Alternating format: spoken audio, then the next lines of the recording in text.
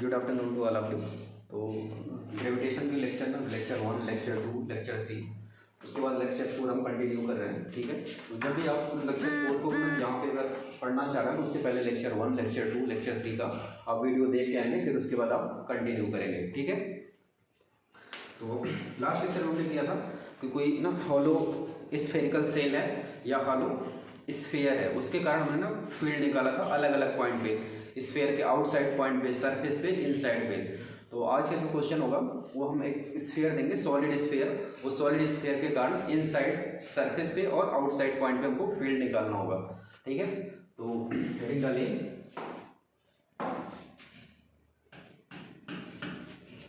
Find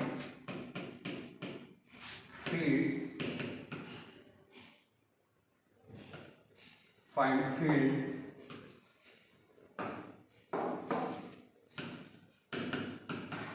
due to solid sphere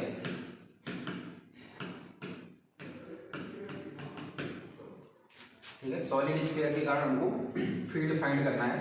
पहला part r is less than capital R, second part r is greater than capital R, and third part r is small r is capital R। ठीक है, और आपको shape given है।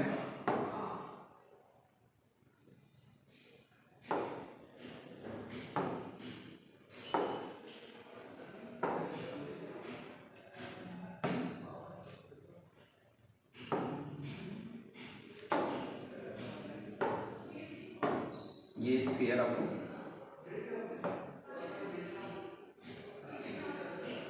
Sphere आपको given है। ठीक है, स्फीयर का रेडियस r है। ठीक है, तो r is greater than capital R is less then small r, second part r is greater than capital R, and third small r is capital R। आपको अलग अलग पॉइंट पे फील्ड की वैल्यू फाइंड करनी है। ठीक है, तो फर्स्ट पॉइंट सोल्यूशन, पहला पार्ट हम लेते हैं इस वाले पार्ट को। ठीक है, जब r is greater then small r is greater than capital R हो तो फील्ड की वैल्यू क्या होगी। तो हम क्या करते हैं, इसके सेंटर से स्मॉल r डिस्टेंस पे एक पॉइंट P ले लेते हैं। ठीक है, और ये स्फीयर कैसा है, सॉलिड है, मतलब ये पूरा मास डिस्ट्रीब्यूटेड है और यूनिफॉर्म मास डिस्ट्रीब्यूटेड है इस पूरे एरिया पे, इस पूरे वॉल्यूम पे, एरिया पे नहीं, वॉल्यूम पे। सॉलिड स्फीयर का मतलब सोचो कि कोई एक बॉल है और वो पूरा क्या है, भरा हुआ है। ठीक है, तो हमने कल पढ़ाया था कि अगर स्फेरिकली सिमेट्रिकल मास डिस्ट्रीब्यूशन है तो पूरे मास को कहाँ कंसंट्रेट कर सकते हैं, इस स्फीयर के सेंटर पे। ठीक है, तो इस स्फीयर के सेंटर में हम यहाँ पे पूरे मास कैपिटल M, जिसका मास m है और रेडियस r है। ठीक है, इस पूरे स्फीयर के मास को इसके सेंटर पे कंसंट्रेट कर लिया और यहाँ से डिस्टेंस r है और ये पॉइंट P है, तो E एट P कितना हो जाएगा, G कैपिटल M और डिस्टेंस इनके बीच का कितना है, r स्क्वायर। तो EP कितना हो जाएगा, G capital M upon r square. ठीक है, सरफेस वाले पॉइंट के लिए हम क्या करेंगे, second part small r is equal to capital R। ये सोचो कि ये स्फीयर कुछ ऐसे है और ये पॉइंट P यहाँ पे एग्जिस्ट करा और small r is equal to capital R के बराबर है। तो जो पॉइंट P वाला इलेक्ट्रिक फील्ड का हमने जो वैल्यू निकाली थी ग्रेविटेशनल की EP, उसमें स्मॉल r की जगह हम क्या लिखेंगे, कैपिटल R। कितना हो जाएगा, G capital M upon capital R का स्क्वायर। ठीक है, यहाँ तक सही है। थर्ड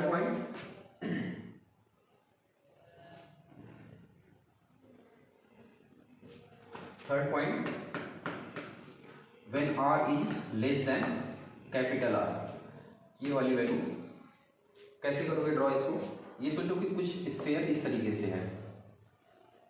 ठीक है, ये स्फीयर इस तरीके से है और इसके सेंटर से स्मॉल r डिस्टेंस पे हमने क्या लिया, एक पॉइंट P लिया।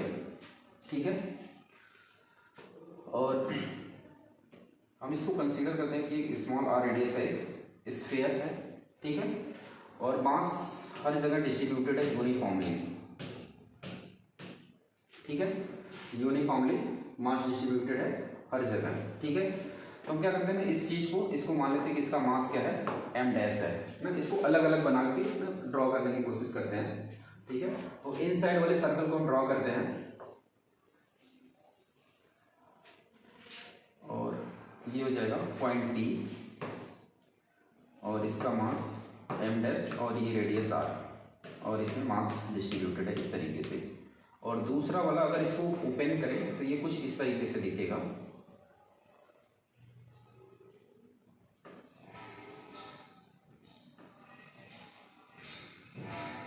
ठीक है, ये कुछ इस तरीके से आपको दिखेगा, ठीक है।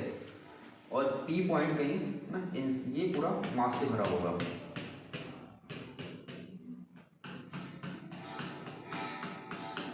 और ये P पॉइंट ना कहीं अंदर होगा, ये यहाँ पे, ठीक है। तो ऐसा नहीं लग रहा कि ये स्फेरिकल सेल हो गया और ये एक स्फीयर है और उस स्फीयर के सरफेस पे ये पॉइंट है। तो हम क्या, अगर फील्ड लिखना चाहें E एट P, तो E एट P हम क्या लिख सकते हैं, E एट सरफेस, ठीक है। इस वाले पॉइंट के लिए कैसा हो जाएगा, सरफेस का पॉइंट प्लस E, और ये कैसा होगा, स्फेरिकल सेल हो जाएगा, स्फेरिकल सेल। और स्फेरिकल सेल में बेसिकली ये इनसाइड का पॉइंट है, कहाँ का है, इनसाइड का पॉइंट, इनसाइड पॉइंट, ठीक है। तो इनसाइड होगा तो इसके लिए कितना हो जाएगा, फील्ड की वैल्यू कितनी हो जाएगी, 0। और सरफेस पॉइंट के लिए अगर हम लिखेंगे तो क्या लिख लेंगे, G m dash upon r square. तो E एट P कितना हो जाएगा, G m dash upon r square, ठीक है। अब इसका मास हमको फाइंड करना है, तो लेट्स से इसका डेंसिटी हम मान लेते हैं कि कुछ रो है, ठीक है। तो density rho is equal to क्या लिख सकते हैं, मास पर यूनिट वॉल्यूम। मास कितना है इसका, m डैश, तो m dash is equal to rho into v, ठीक है। तो m dash is equal to rho, और ये स्फेरिकल सेल है तो इसका वॉल्यूम कितना हो जाएगा, 4/3 पाई r क्यूब। इसकी वैल्यू उठा के इसमें रखते हैं, तो E at P is equal to कितना हो जाएगा, G rho into 4/3 pi r cube divided by r square, ठीक है। तो r क्यूब से ये वाला वैल्यू कैंसिल हो जाएगा, तो E at P is equal to G rho 4/3 pi r। तो जो फील्ड का वैल्यू है EP is equal to G rho 4/3 pi into r, ठीक है। तो यहां से देखो जो फील्ड की वैल्यू है E एट P वो डायरेक्टली प्रोपोर्शनल है r के, डायरेक्टली प्रोपोर्शनल है r के। और इसको हम दूसरे तरीके से भी, इस रो को ना हम स्मॉल, अभी ये जो रो लिखा हुआ है रो के फॉर्मेट में आंसर है, इसको हम मास के भी टर्म्स में लिख सकते हैं। तो E at P is equal to G, और इस स्फीयर का जो डेंसिटी होगा वो कितना होगा, density is equal to mass पर यूनिट वॉल्यूम। तो मास कितना था उसका, कैपिटल M अपॉन वॉल्यूम कितना हो जाएगा, मास पर unit volume 4/3 pi capital R का क्यूब इनटू ये रो की वैल्यू हो गई, और ये हो जाएगा 4/3 पाई r, ठीक है। सॉल्व कर लेते हैं इसको, G कैपिटल M अपॉन 4 पाई r क्यूब, इस 3 को हम ऊपर ले जाते हैं, 3 into 4 pi r divided by 3, ठीक है। तो ये 3 से 3 कैंसिल हो जाएगा, 4 पाई से 4 पाई कैंसिल हो जाएगा, ठीक है। जो मास के टर्म्स में EP की वैल्यू आ जाएगी, field at P point G capital M small r upon r cube, ठीक है। तो जो फील्ड की वैल्यू आई इनसाइड पॉइंट के लिए कितना आ गया, G capital M R upon R cube. ठीक है, अब हमसे कोई पूछे कि ना इस स्फीयर के लिए अगर हमको फील्ड वर्सेस आर का ग्राफ ड्रॉ करना हो तो कैसे करोगे, तो सारे रिजल्ट्स को लिख लेते हैं एक साथ। पहला रिजल्ट आया जो आउटसाइड पॉइंट के लिए था, R is greater than capital R, उसकी वैल्यू कितनी थी, E at T is equal to G capital M upon are square. ठीक है, ये कौन सा पॉइंट था, आउटसाइड का पॉइंट था। ठीक है, सेकेंड था सरफेस वाले पॉइंट के लिए, तो small are is equal to capital R हो जाएगा, तो E at P is equal to कितना हो जाएगा, G capital M upon capital R का स्क्वायर। ये कहाँ का पॉइंट था, सरफेस का पॉइंट था। ठीक है, ये सरफेस के पॉइंट के लिए हो गया। इनसाइड पॉइंट के लिए क्या हो जाएगा, आर की value r is less than capital R. ठीक है, यहां से ई पी की वैल्यू कितनी आई, मास के टर्म्स में capital G capital M small are upon capital R का क्यूब। ये कहाँ का पॉइंट है, इनसाइड का पॉइंट है, इनसाइड पॉइंट के लिए आया है। ठीक है, ई वर्सेस आर का ग्राफ हम ड्रॉ कर लेते हैं, उनको सारे ना वैल्यूज फाइंड हो गए हैं। तो स्फीयर एक ड्रॉ करते हैं,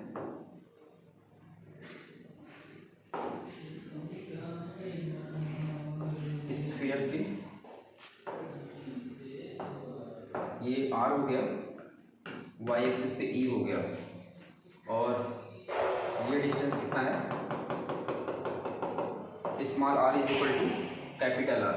तो इन साइड के लिए अगर देखोगे तो इन साइड के लिए जो फील्ड है वो डायरेक्टली प्रोपोर्शनल है किसके, स्मॉल आर के, और होना भी चाहिए, क्योंकि जैसे सेंटर से ना मास, सेंटर से हम बाहर की तरफ जाएंगे तो मास क्या करेगा, इंक्रीज करेगा, और मास इंक्रीज करने का मतलब फील्ड जो होता है डायरेक्टली प्रोपोर्शनल होता है। ई की वैल्यू कितनी होती है, G M by r square, mass directly proportional है, तो जितना सेंटर से जितनी दूर जाएंगे मास की वैल्यू क्या होगी, इंक्रीज होगी। मास की वैल्यू इंक्रीज होगी तो फील्ड भी क्या करेगा, इनसाइड इंक्रीज करेगा। तो यहाँ पे ये रिजल्ट आपको दिख रहा है, जो ई है वो डायरेक्टली प्रोपोर्शनल है किसके, आर के। तो ई वर्सेस आर का ग्राफ में इनसाइड क्या करेगा, ये लीनियरली इंक्रीज करेगा, फिर सरफेस पे कांस्टेंट हो जाएगा G M upon are square. ठीक है, फिर उसके बाद आउटसाइड पॉइंट के लिए जो आर की वैल्यू है वो inversely proportional of 1 by r square है।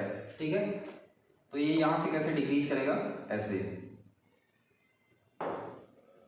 ये ऐसे डिक्रीज करेगा, और इन्फिनिटी पे जाके क्या होगा, 0 होगा। तो ई आउटसाइड पॉइंट के लिए 1 अपॉन आर स्क्वायर, और इनसाइड के लिए डायरेक्टली प्रोपोर्शनल टू आर। ठीक है, ये वाला अगर आप ड्रॉ कर सकते हो, अगर ई इज इक्वल टू 0 पे देखोगे तो ई इज इक्वल टू 0 पे फील्ड कैसा हो जाएगा, इनफाइनाइट होगा। ठीक है, और आर की वैल्यू अगर इन्फिनिटी रखेंगे तो ई की वैल्यू क्या होगी, 0 होगी, मतलब इन्फिनिटी पे जाकर फील्ड की वैल्यू क्या हो रही है, 0 हो रही है। ठीक है, नोट कर लो इसको।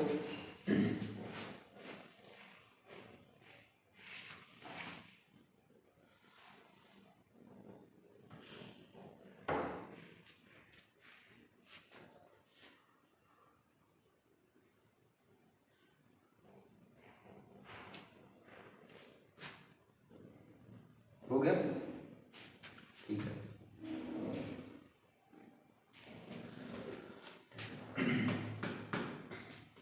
सपोज यहां पे कोई फील्ड ई है, यहाँ पे फील्ड की वैल्यू ई क्या है, ई है, और इस फील्ड में हमने मास एम रखा, तो इस मास एम पे एक फोर्स लगेगा एफ। ठीक है, इस एफ की वैल्यू क्या होगी, F is equal to M into E. ठीक है, ये सेम फॉर्मूला इलेक्ट्रोस्टैट्स में भी होता है। इलेक्ट्रोस्टैट्स में क्या होता है, बस मास की जगह क्या हो जाता है, चार्ज। फॉर इलेक्ट्रोस्टैट्स, फॉर इलेक्ट्रोस्टैट्स में क्या होगा कि ये फील्ड है, फील्ड कैसा होगा, इलेक्ट्रोस्टैटिक फील्ड, और इस फील्ड में एक चार्ज हम रखेंगे क्यू, इस चार्ज पे फोर्स लगेगा एफ, तो इस एफ की वैल्यू क्या होगी, क्यू इंटू ई। ठीक है, नोट करो इस चीज को। अब इसी का यूज करके हम बहुत सारी चीजें फाइंड कर सकते हैं इजीली। ठीक है, फॉर एग्जाम्पल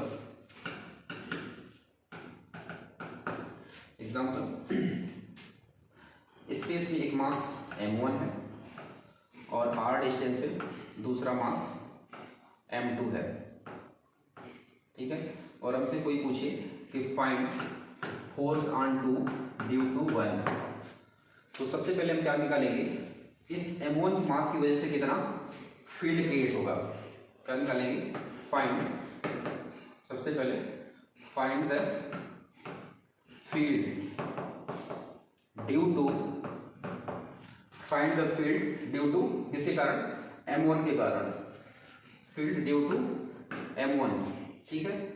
तो अगर m2 पे फोर्स का डायरेक्शन देखोगे तो किधर होगा, इसकी तरफ होगा, force on two due to 1। तो m1 पे अगर हम फील्ड लिखें तो g m1 upon g m1 upon इनके बीच का सेपरेशन कितना है, r स्क्वायर। ये क्या हो गया, फोर्स ऑन, सॉरी ये क्या हो गया, field due to m1, field due to m1।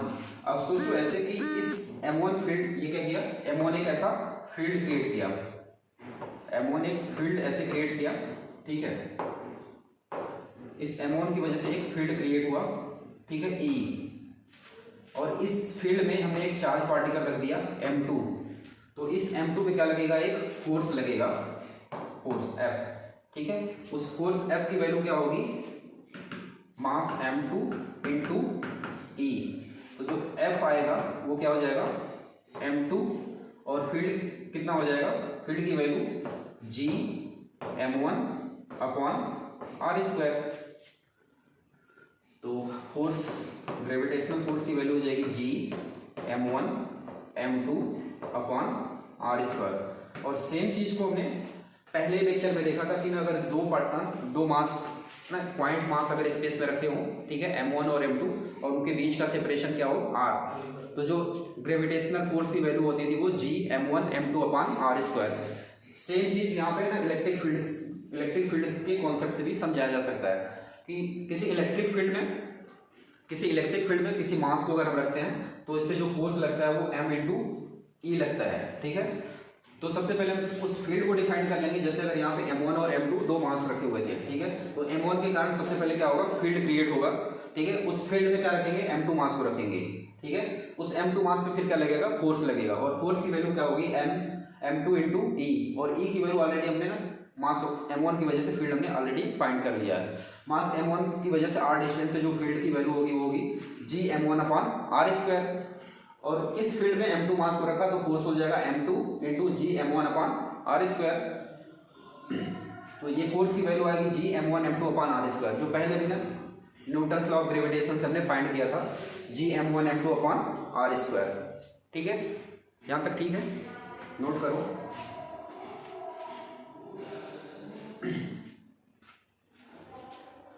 एक छोटा सा कॉन्सेप्ट देखते हैं।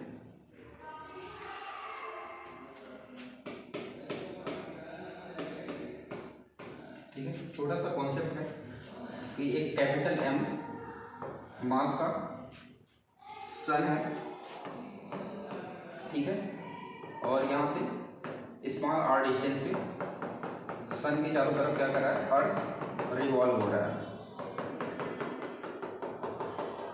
यहाँ पे स्मॉल m मास का अर्थ है,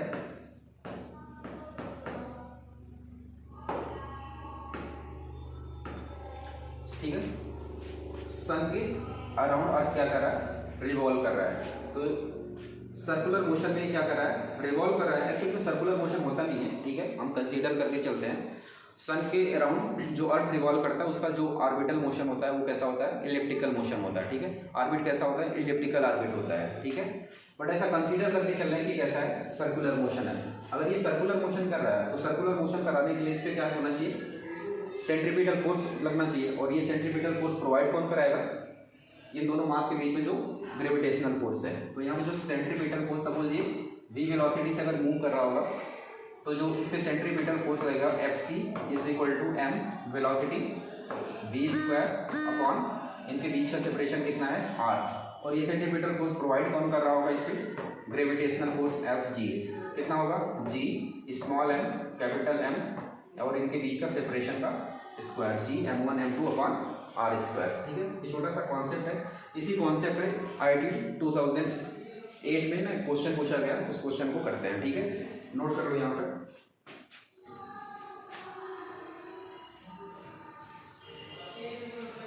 क्वेश्चन क्या है, एग्जाम्पल 2008 में, ये IIT में पूछा गया था, IIT के एग्जाम में। और स्फेरिकली सिमेट्रिकल ग्रेविटेशनल सिस्टम और spherically symmetric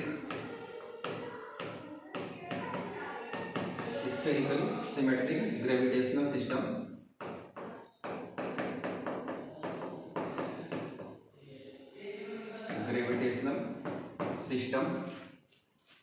of particle has mass density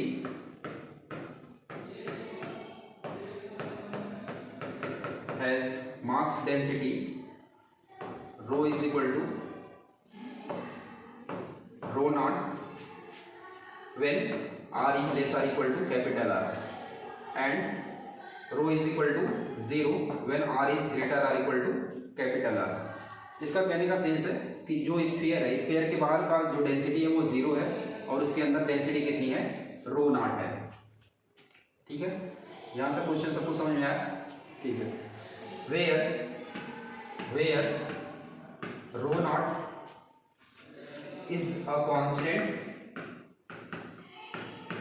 row naught क्या है, कांस्टेंट है। A test mass can undergo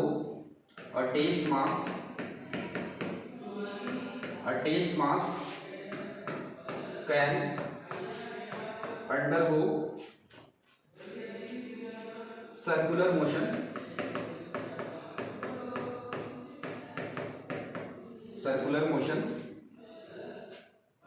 under the influence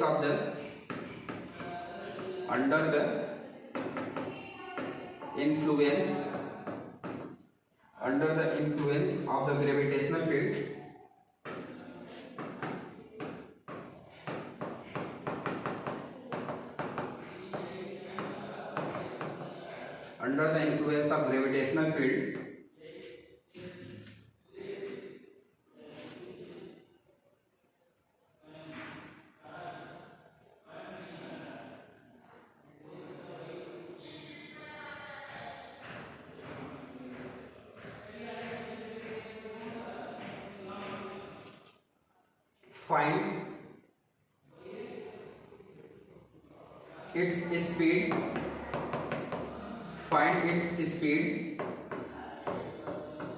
find its speed v as a function of distance r, as a function of r from center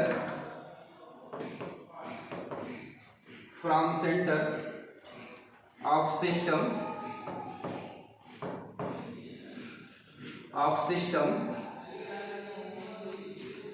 is represented by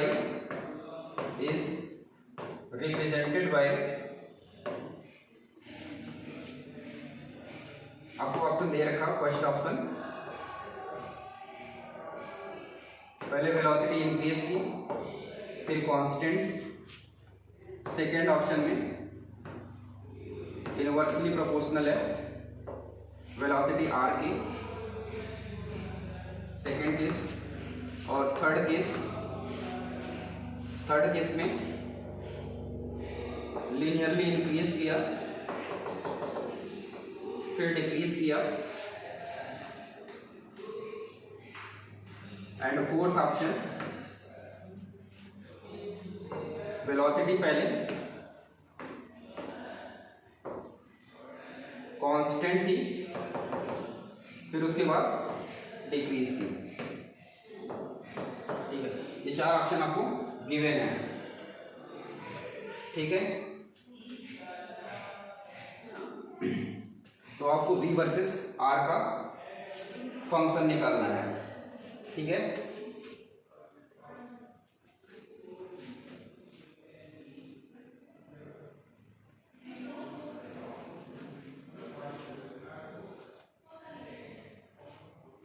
कैसे करोगे इसको, सोचो।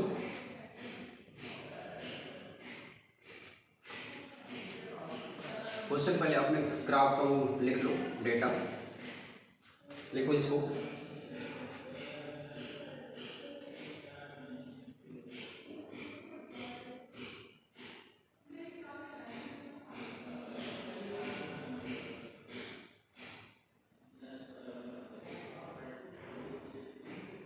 हो गया, चलो ठीक है। तो सबसे पहले आपको क्या दिया हुआ है, सॉलिड स्फीयर दिया हुआ है। क्या दिया हुआ है, सॉलिड स्फीयर दिया हुआ है,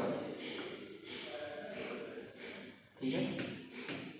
ये कैसा है, क्वेश्चन में अब दे रखा है, ये कैसा है, सॉलिड स्फीयर है और इसकी डेंसिटी क्या है, रो नॉट है। डेंसिटी क्या है, रो नॉट, ठीक है। तो सबसे पहले इनसाइड और आउटसाइड पॉइंट के लिए और सरफेस के लिए हम क्या लिख लेंगे, फील्ड लिख लेंगे और उस फील्ड में क्या रखेंगे, स्मॉल एम मास को रखेंगे, ठीक है। तो इनसाइड पॉइंट के लिए अगर R is less than capital R, suppose इस स्फीयर का रेडियस आर है, तो R is less than R के लिए जो फील्ड की वैल्यू आती है, ये जी इज इक्वल टू क्या आता है, जी, ठीक है, into capital M upon R cube into small R. Second, R is greater than capital R outside point के लिए, जो इज आउटसाइड पॉइंट के लिए जो फील्ड की वैल्यू आती है वो कितनी आती है, G capital M upon are square. और सरफेस के लिए पॉइंट के लिए क्या आता है, small are is equal to capital R, जो फील्ड की वैल्यू आती है वो कितना आती है, G capital M upon capital R का स्क्वायर, ठीक है।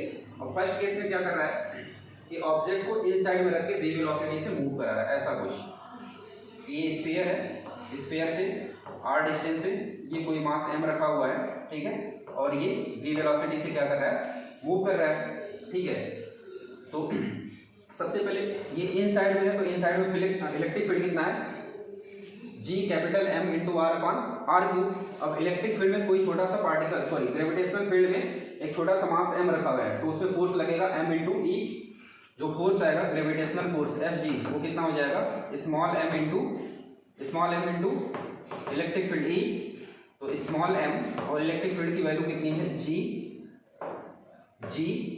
Capital M R upon R cube, ठीक है, एफ जी।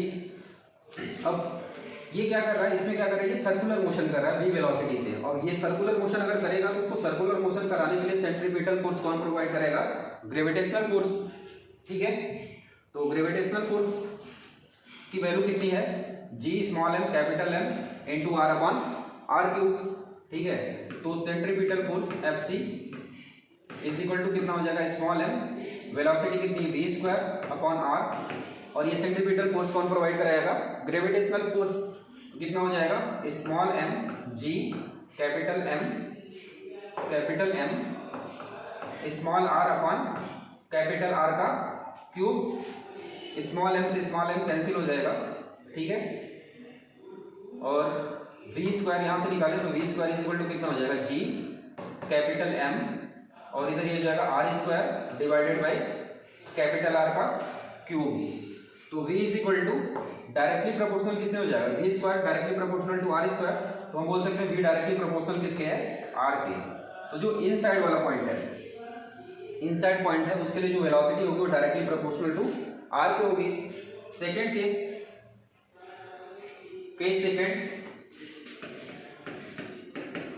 सेकंड में कह रहा है कि ये जो स्फीयर है, ठीक है, ये सॉलिड स्फीयर है, इसके सेंटर से स्मॉल r डिस्टेंस से कोई पॉइंट P है और वो v वेलोसिटी से मूव कर रहा है, ठीक है।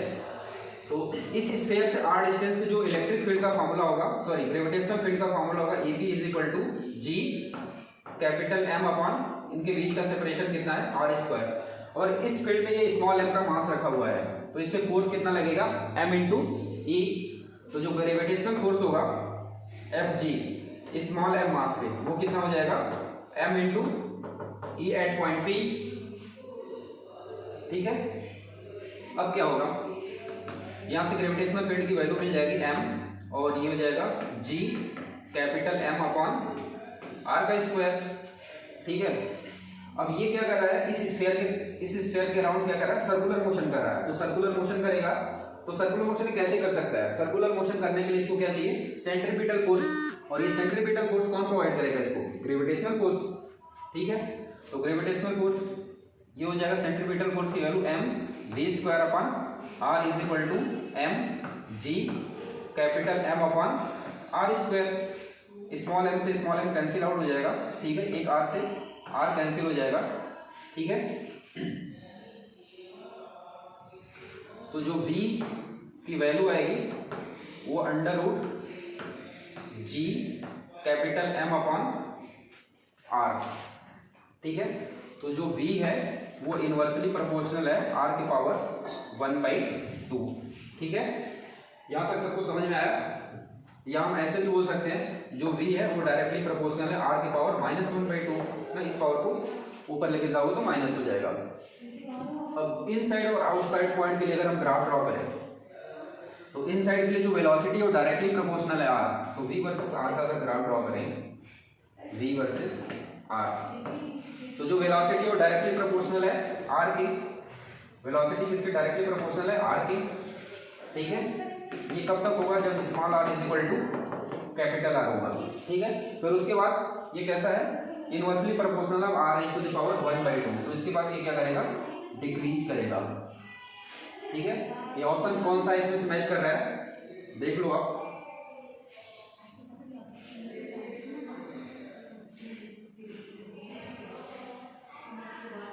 ऑप्शन थर्ड मैच कर रहा है। ठीक है, ये क्वेश्चन IIT 2008 में आया हुआ था। ठीक है, तो छोटे से कॉन्सेप्ट पे आया था, सर्कुलर मोशन और ग्रेविटेशनल फोर्स पे कंबाइंड करके। ठीक है, IIT के जितने भी क्वेश्चन हुए सिंगल कॉन्सेप्ट नहीं आते इन जनरल। ठीक है, वो 1 2 3 कॉन्सेप्ट को एक साथ मर्ज करके ही पूछते हैं। ठीक है, यहाँ तक हो गया। तो ये यहाँ तक हमने क्या देखा, फील्ड का कॉन्सेप्ट देख लिया। ठीक है, फील्ड का कॉन्सेप्ट यहाँ तक कंप्लीट हो गया, इसको नोट कर लेना आप।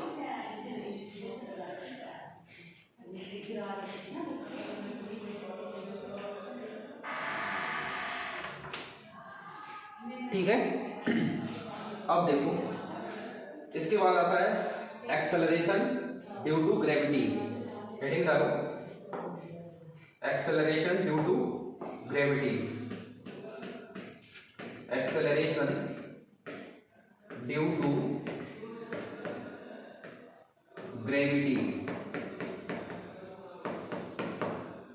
Acceleration due to gravity. ठीक है, एक्सेलरेशन ड्यू टू ग्रेविटी सबको पता है। एक्सेलरेशन ड्यू टू ग्रेविटी को हम g से लिखते हैं और इसकी वैल्यू आती है 9.8 मीटर पर सेकेंड स्क्वायर। और न्यूमेरिकल को सॉल्व करने के लिए हम जनरली इसको लिखते हैं 10 मीटर पर सेकेंड स्क्वायर। ठीक है, तो acceleration due to gravity, gravity के कारण एक्सेलरेशन कैसे आता है, तो हम ऐसा कंसीडर करते हैं कि ये अर्थ का सरफेस है। ठीक है, अर्थ का मास m ही है। ठीक है, अर्थ के सरफेस से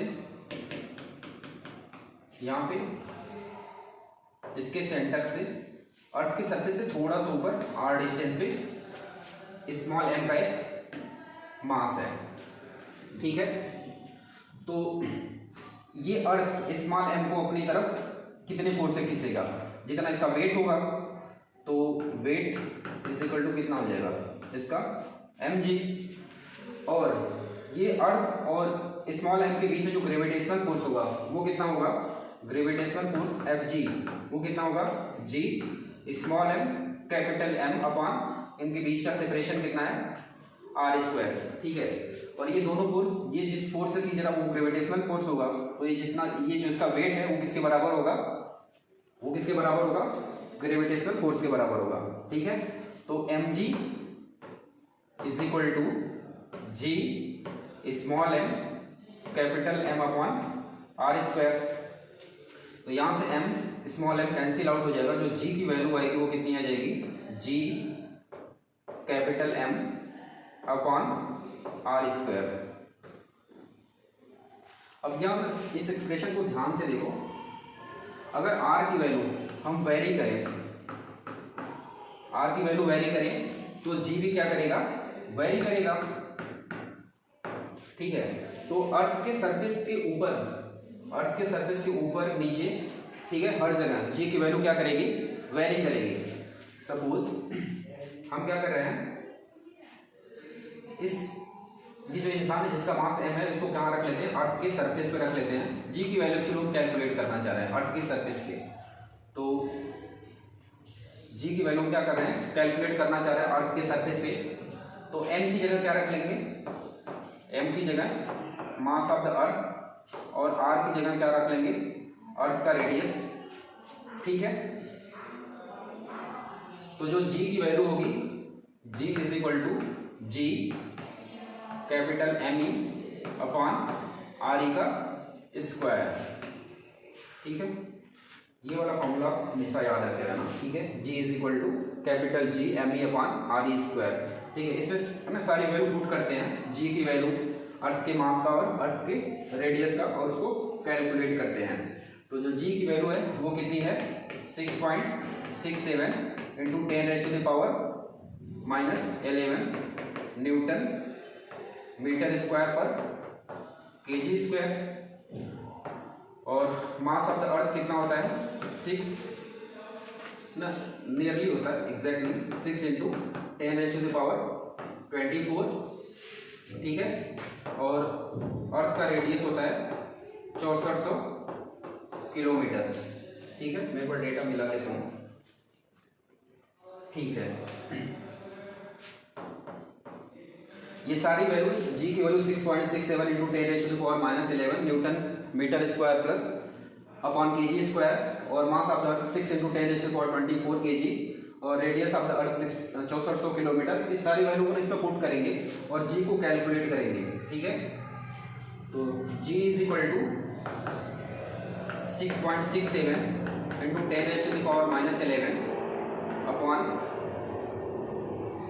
इंटू मास कितना है, 6 इंटू 10⁻24, और रेडियस ऑफ द अर्थ कितना हो जाएगा, 6.4 इंटू 10⁻3, और इसको मीटर में कन्वर्ट करेंगे तो कितना हो जाएगा, 10⁻3। ठीक है, 1 metre is equal to 1 kilometre is equal to 1000 metre, और इसका स्क्वायर। ठीक है, यहाँ तक सही है। अब इसको क्या करो, आप कैलकुलेट करो, तो इसको कैलकुलेट करोगे तो नियरली आता है 9.8 मीटर पर सेकेंड स्क्वायर। ठीक है, और न्यूमेरिकल पर्पज से इसको वैल्यू 10 मीटर पर सेकेंड स्क्वायर कंसीडर करते हैं। ये किसके लिए, फॉर न्यूमेरिकल पर्पज। ठीक है, या ठीक है, अगर पेपर में जो भी वैल्यू देगी आप उसको कंसीडर करके चलोगे। ठीक है, क्योंकि g की वैल्यू वेरी करती है अर्थ के सरफेस के ऊपर नीचे। ठीक है, नोट करो यहां तक।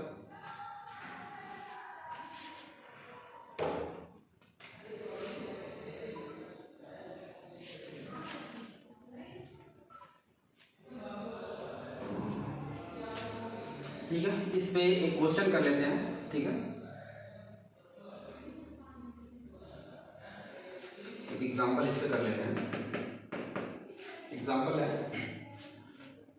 कि ये अर्थ है, ठीक है, अर्थ के सरफेस पे एक इंसान है डी, ठीक है, जिसका वेट है 20 न्यूटन। ठीक है, एक दूसरा प्लेनेट है, ये प्लेनेट है, और उसी प्लेनेट पे ये डी वाला इंसान जाके बैठ गया है। ठीक है, यहाँ पे इसका वेट कितना होगा, आपको गिवन है कि जो इसका मास है,